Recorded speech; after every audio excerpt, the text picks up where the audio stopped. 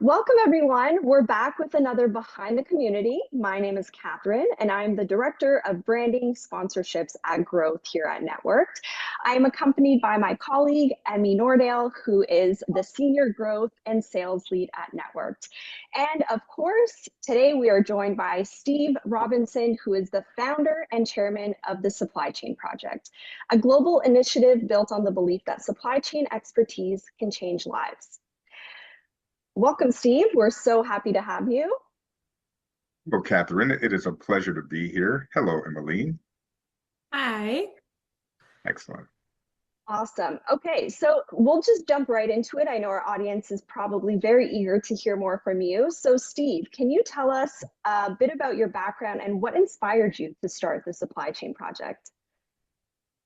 Yeah, my background, my background is 45 years. Yeah, I'm that old. 45 years in global supply chain. I started my early days working for transport companies like United Parcel Service, Roadway, Consolidated Freightways.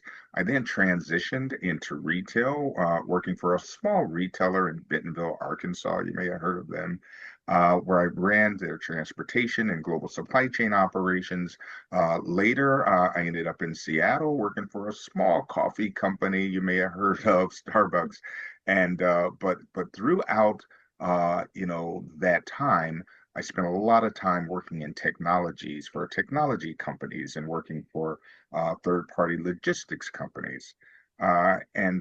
Ultimately, I found myself here in Silicon Valley working for a startup, Gobble. We won an amazing award in 2019. We were the most innovative supply chain in America, in 2019. But my team and I really thought, what can we do to celebrate? So we just focused on some humanitarian issues, and that's when I really sort of came face to face with the opportunity for something like the Supply Chain Project. It harkened back to, my childhood, but also sort of encompassed my career, and I made a pivot from the commercial supply chain to the human supply chain. We started two companies, a telehealth company that's for profit and a nonprofit, the Supply Chain Project, just again to help, sort of meet, people where they are and put a spotlight and bring some focus to solving some large supply chain oriented, problems. Wow, that's a lot of experience and a beautiful blend of worlds that I think allows you to kind of, get an understanding of what working for a large scale company and a small scale company can do. So that's amazing. I have a follow-up question to that. So, someone who is discovering the supply chain project today, how would you best describe what you do and why it matters? No, I would say we work with distribution intense, humanitarian focused, small to medium sized nonprofits because they are the thin blue line between society as we understand it today and chaos. I mean, I live in California. We have 8% of the US population, but 40% of the homeless population in the US lives in California.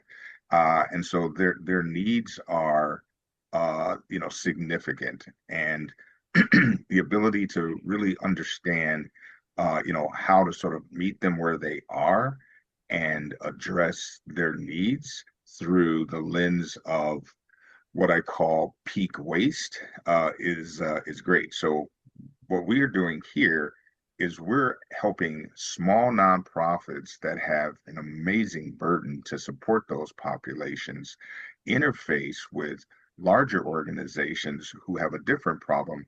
They're at peak waste. Last year in the US, we had $890 billion of retail returns. Okay. This year, have somewhere close to $1 trillion of retail returns. Now, that's not the market size. That's the portion of product that actually goes unused. Much of it ends up in a landfill. Okay.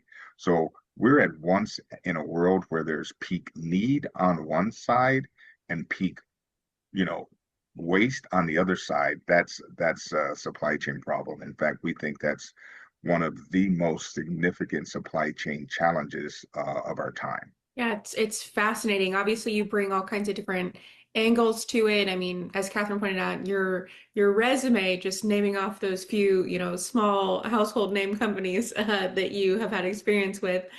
Kind of keeping all of that in mind, what about the approach that you take with the supply chain project is different? How does it stand out? Well, we start from a place of understanding that all of the technology and many of the business problems that we've solved in the supply chain industry have been for those types of companies. They're for-profit companies. They have predictable demand. They have a level of predictable supply, and the tooling and the processes work pretty good for them. Uh, but nonprofits don't have predictable demand. They have fluctuating demand. It might be a healthcare crisis today, could be, a weather crisis or an act of God tomorrow. It could be, just a fire, a flood, anything could happen. So the predictability of demand is not very good. And then supply, a lot of it is donated. So they have a scarcity sort of mentality. We'll take whatever you have. We need men's shoes, but if you have a truckload of children's sort of like flip-flops, well, we'll take those, we'll take those too.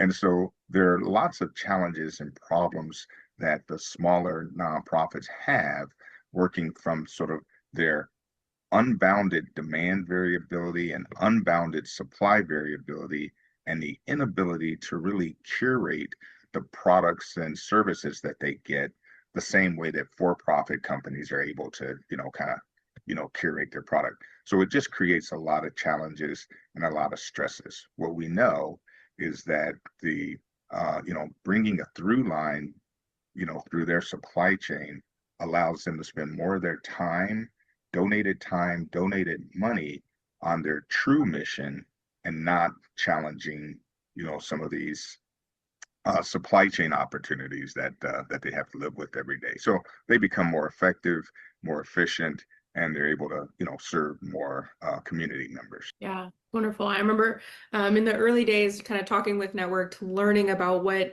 it is that y'all do. It's very, very interesting work and kind of following along what you were mentioning. You've got all of these different groups. When you're bringing people together from these different corporates, nonprofits, humanitarian sectors, what do you think the secret is to making that work? And why do you think community is kind of such an important piece of all of that? I really think, great question, Elaine. My observation is it's just the way that we're wired, okay?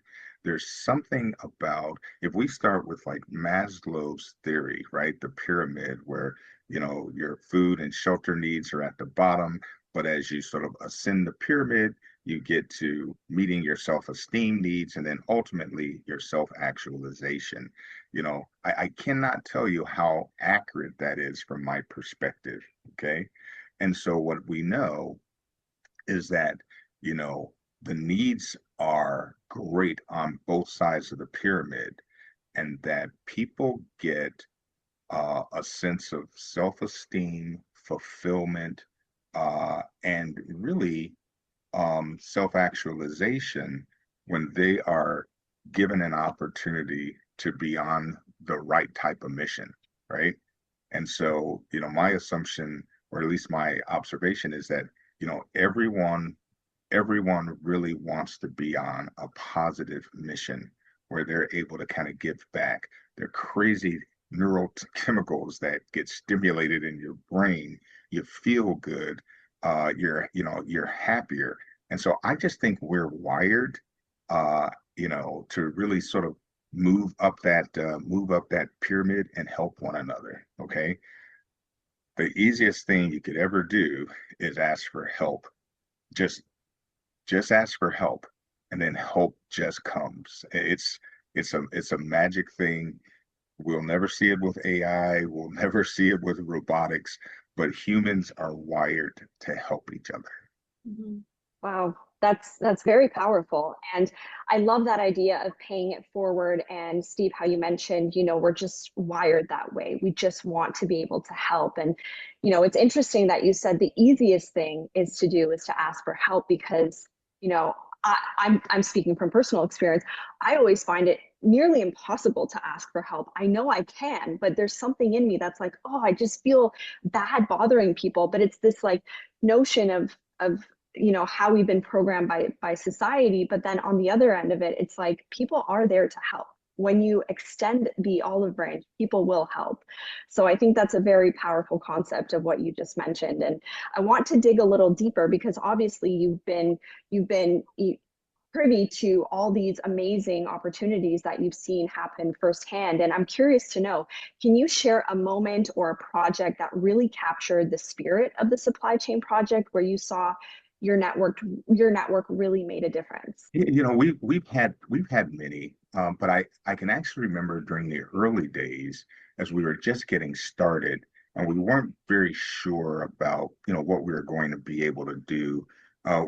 We got a call from what I'll call is an NGO in Rwanda, and they wanted to partner with a local company, a smaller nonprofit, to really impact malaria. Malaria was like raging, and so we ended up getting the call. They wanted to secure 9 million malaria kits from a small company in South Korea, but didn't really know how to get about it. They didn't have the funding, didn't understand logistics, and it was just a cry for help. And we were able to pull together our network of supply chain experts, our network of procurement people. We helped them find the funding, working with Accountable, Now Clear, another sort of provider on their network. We helped with the logistics, and we were actually able to secure the product, buy the product, transport, store, and help them distribute the product.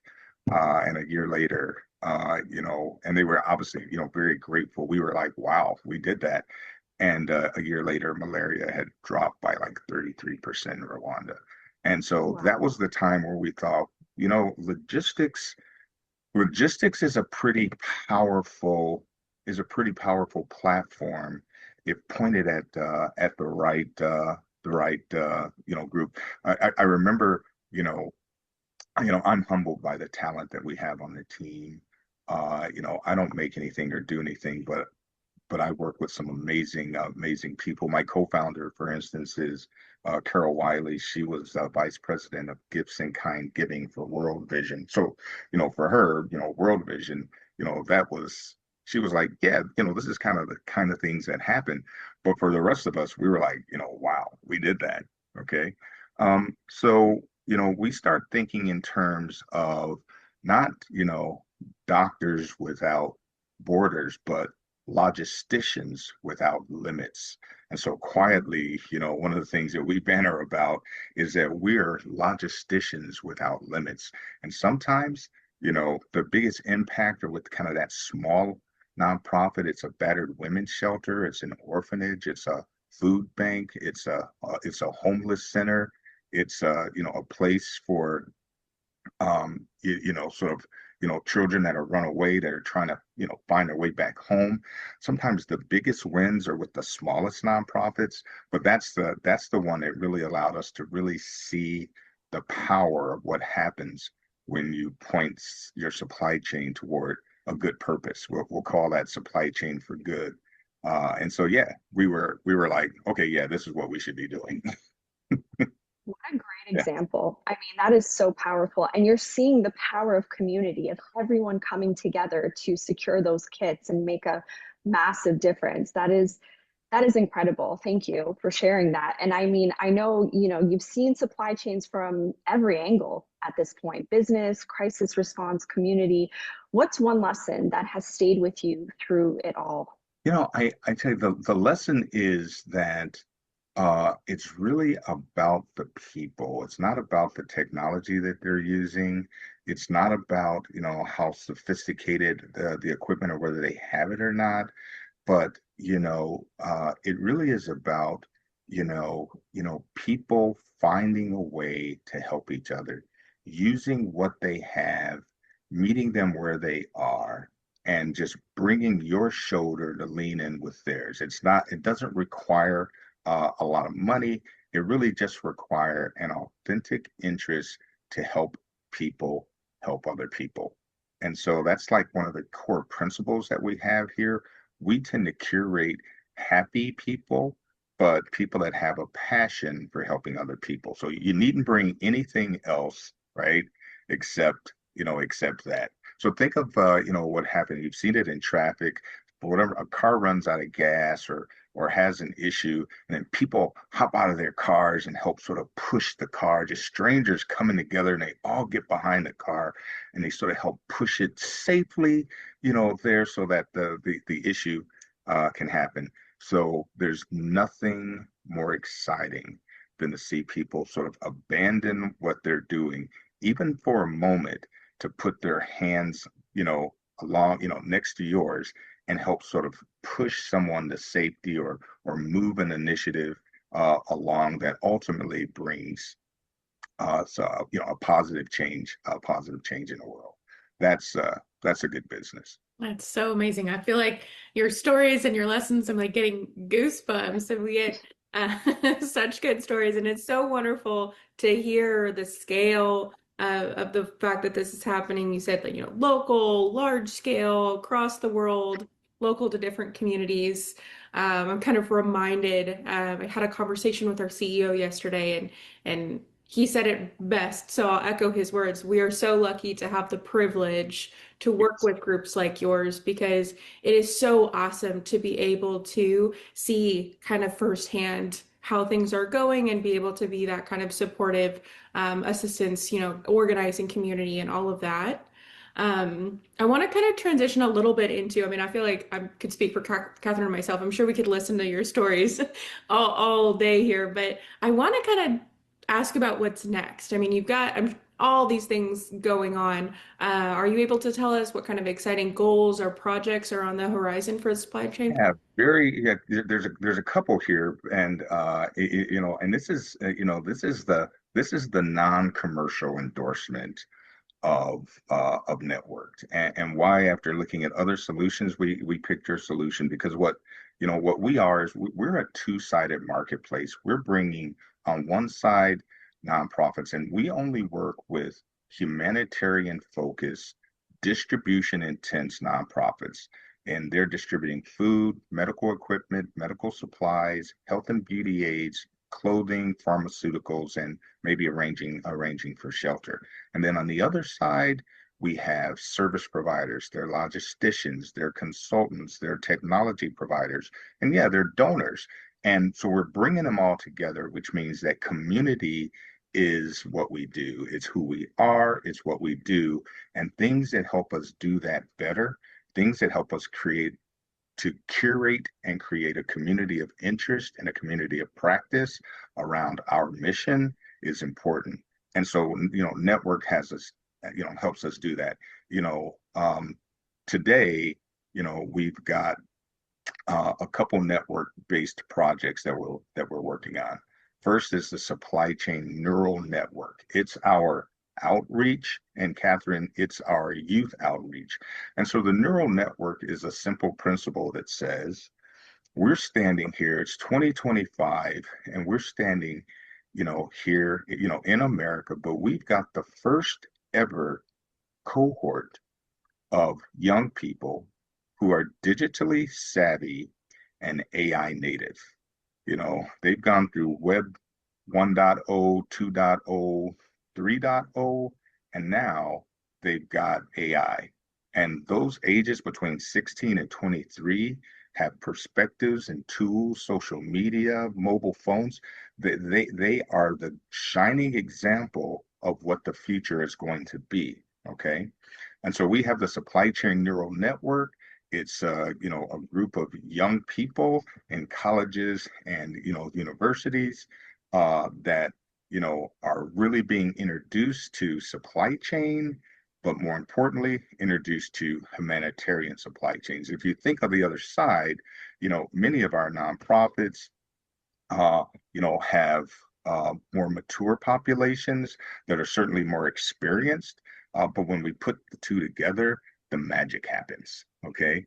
But curating and managing that network using tools like, social media and connectedness and many of the capabilities that you have in your technology is sort of essential for that. For some of the older tiers, we're at a point where there never been more classically trained and commercially experienced supply chain leaders. Okay. Now, 45 years ago, when I came into the industry, we had truckers, we had people that worked in distribution centers, and we went from trucking to logistics to supply chain, right?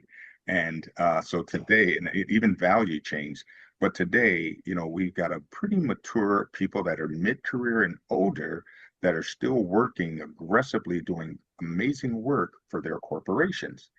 But what we need is we need them to answer the call for the humanitarian initiatives because honestly, our perspective is that supply chain is going to save the world and we need all hands on deck. So this concept of logisticians without limits requires that we have a place to organize, outreach, communicate, collaborate with that group. Things again that I think your tool is native for. So those are like on deck now, growing and operating. So where are we going in the future? We'll be working with our partner, Orchestro AI, Silicon Valley company that has lots and lots and lots of dollars have gone into AI and its efficiency. And you know more probably than I do. But we're working on something that Orchestro is branded angelic intelligence. It's a different type of AI. What if AI could take on some of the attributes of humanity? Because we know that AI can help us find more efficiency, right? It can save money, it can save time, it can save touches. But but just because we can make an AI-based decision, can we reflect on it and understand, does it bring us closer to our humanitarian objectives or does it take us further away? So we're working right now with Orchestro. We'll be making some announcements here over the next several weeks and months, but we're bringing sort of a human element to how AI helps us really tackle this global what I call supply demand mismatch, right? It's going to be incredible because we don't believe that there's another organization or other people working specifically, on that problem. Here in Silicon Valley, there's a mantra. It says, "First, do no harm," and we're saying, well, hell, first, let's just do some good. And we'll be working to kind of bring that to life in 2026. That's so wonderful. Hey, stole my follow-up question right out of my mouth. I was going to ask about the future of AI, but that is phenomenal what you're describing. I think that'll be so interesting, and it'll be awesome to kind of keep that front row or front row seat to all of that AI action in the supply chain world. Yeah, it's pretty exciting. If you look at how AI is learning, it's learning from us. It's picking up our bad habits, bad language, certain, the worst of it, it's being amplified, it's reading social media, but the news and the social media isn't really the repository for all the wonderful things that humans do to one another. All right. So we've got to sort of push that in. We've got Yeah. to sort of, make it okay not to be efficient 100% of the time. Sometimes, you can actually say, we're gonna let a little bit of that efficiency slide because we have some other humanitarian goals that, we think are measured differently. They're not as quantitative. And, instead of getting an ROI, return on investment, we can get an ROH, return on humanity. It always amazes me the power of AI, and watching it now blend into the humanitarian space is just, as Emmy said, it's very interesting, and I can't wait to see it unfold and how it unfolds for the supply chain project. That's amazing. And I love that little teaser. It's going to keep our audience guessing. So thank you for sharing that, Steve. I know we're almost close to wrapping up here, so I have a couple more questions left Sure. before we end things off. But I would love to know, looking back at all your experience, every single nonprofit, every single person you've gotten to work with up until now, what's been the most rewarding part of building this community? I think the most rewarding part are, just seeing, people, take this, what I call superpower that is supply chain. It, operates, under different names. Some call it procurement, some call it operations, transportation, distribution, project management, um, demand planning. But to see people, really take their domain expertise, their skill sets, and press it into service for other people. So seeing people help people and recognize, wow, yeah, I know that I'm good at my job, but I can use that same skill set and that same capability to help this other group of people. Wow. So just kind of seeing people sort of really turn on and come face to face with just how powerful individuals can be when they make a decision to help someone else. That's incredible. That's incredible. And I guess I would say one other thing, just for the record, most people know, what I do because, I've been around for a long time, but not everybody knows who I am. So anymore, I introduce myself. I don't introduce like my background. I said, hi, I'm the youngest son of a schizophrenic, homeless, schizophrenic mom. We were homeless for, a portion of my early childhood. And, my mother took the condemned sign off of a condemned house and moved us in Cleveland, Ohio, so that we weren't out in the wintertime. And Cleveland is the home of Superman, but when I was a kid, my heroes didn't wear capes. They were people that would knock on our door in the middle of the night and just leave a box of food or some sweaters or clothing. And they didn't stand around to take the picture of these poor, homeless people that were in need. They just did the right thing without recognition. So my heroes today and the people that I work with elevate and hold in the highest esteem are the clients that work for these nonprofits. And so I've been all over the world doing supply chain on every planet, but the best job I've ever had is serving the people that quietly knock on those doors and just really meet, the needs of others. And if I can create a space where other people can sort of come to that and have that experience, then, well, I got the best job in the world. Wow, chills, chills. I'm literally getting chills. I mean, wow, what a beautiful story. And thank you for sharing that with us. And I think that is, like I'll say it again, the power of community, and whether that's in person, uh, good deeds, or even just connecting online on a community base. I think it's so powerful to see other people showing up for others, strangers, friends. I think it's just such a beautiful thing throughout. I have a sentence I would like you to finish for us here, Steve, on a happy note. Sure. So, a great supply chain isn't just about moving goods, it's about blank. Great supply chain isn't about moving goods. It's about it's about elevating people toward their, the peak of their human existence, where they get the opportunity to use their God-given skills to help others. Yes, I love Fantastic. it. I love it. And it goes with everything that we've been talking about, others showing up for community and for the greater good. So that's very well said. At this point, we're going to be wrapping up. I'll turn it to the audience and I'll say, if you want to drop your questions in the Q&A box, Emmy and myself are here to answer any questions, whether you have questions for Steve or ourselves as it relates to Networked. Our Q&A is fully open. At this point, I'll also turn it to Steve as a final, if there's any final takeaways or advice you'd want to share with our audience. The floor is yours. I think it's a call to action, regardless of where you live, if you're watching this podcast, you're less than, a quarter mile away from some small nonprofit in your community that has just, where other people are running away from disaster, these people are running toward it. Okay. And, reach out for them, drop in, see how they're doing, see what help you can provide. Okay.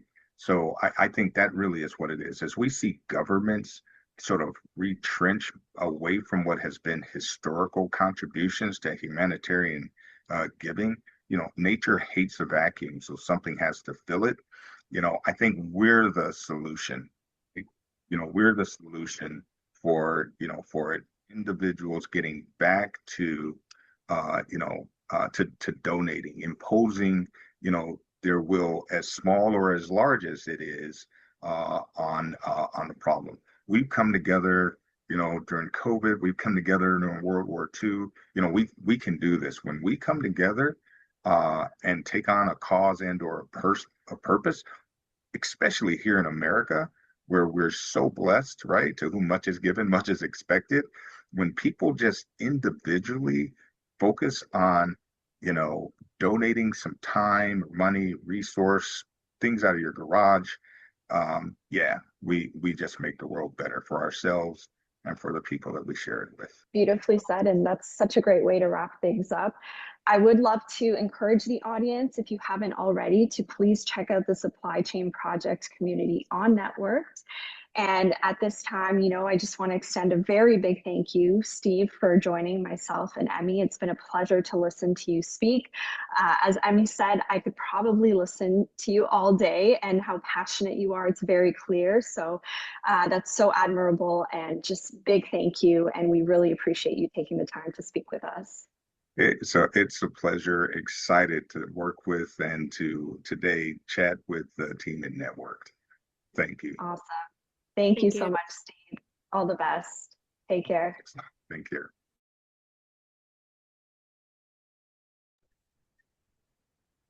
All right, everyone. We are going to jump right into the questions. I see there's a couple questions in our Q&A box.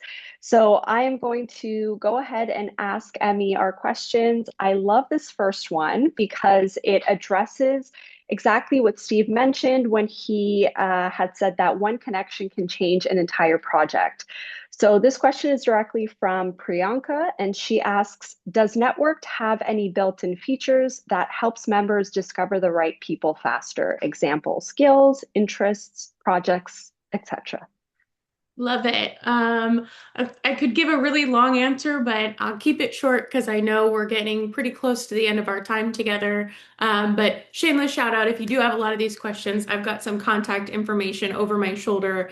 We can definitely dig into it further. But the short answer is absolutely. We've got a handful of features that are built in for finding people, finding organizations, partners, resources, anything like that. And the coolest part is that every networked community is searchable. So they can be searched by individuals. And we also, without totally stealing the spotlight, are releasing a new global search available coming soon. So you will have a lot of options to find, whether it's discussions or resources, courses, people, all very quickly. Love it. Love that little teaser drop. Our next question comes from Daniel, and he asks, how does Networked support organizations that want both a public-facing presence and a private one, secure spaces for sensitive conversations or crisis logistics? Love this one too. I would say this one is a very common feature that I end up getting a lot of questions about. Um, with a network community, you have a flexibility, and if you've seen network communities, you will see how flexible and customizable they are. Privacy is one of those things. So privacy, how visible are different things, not only just the community or specific spaces in the community, but admins have control over, is the whole thing private? Are we trying to preserve anonymity of the members? Is it public? Are there elements private and public? And I would say probably to the tune of 80% of communities on Networked are some kind of hybrid of they want that visibility, but they also want the privacy for certain segments of the community. Very well said. And this last question comes from Omar, who asks if a community wants to launch training or upskilling programs, excuse me, for members, how does Network support education or certification pathways? And I love this because of our newest feature. Go ahead, Em. Yeah, I was gonna say, Omar, you must be following us on socials. For everybody who hasn't seen or if you're not aware, definitely give us a follow because then you'll, get to see all of the new stuff that we're putting out. But we just launched a new feature called Courses. You are going to be able to, now within Networked, you can create LMS style courses. You have quizzes, you have kind of the structured learning lessons and modules, file uploads for homework. We've got certificates of completion, admin or learning admin dashboards. So you've got a lot of visibility into that. And on the kind of administrative side of all of that, just like every feature on Networked, they can be wrapped into a subscription or monetized individually or offered for free. Awesome. Okay, and I think that covers it for our questions. Our Q&A box is going to stay open for about 1 more minute while we just wrap things up. I just want to thank everyone for being a part of today. Apologies for the late start. We had some technical difficulties, but thank you so much for joining Emmy and I, and of course, Steve at the Supply Chain Project. Absolutely. And just another call out. I know it's maybe a little small, but hopefully if you're full screen, you can see it. I've got a couple emails up here, a phone number. Send me a text, send me an email, scan this QR code. If you want to talk a little bit more about your community, I am the one to chat with. Awesome. Thanks, everyone. This was a great session and looking forward to the next one. Yeah. Thanks, everyone. Bye.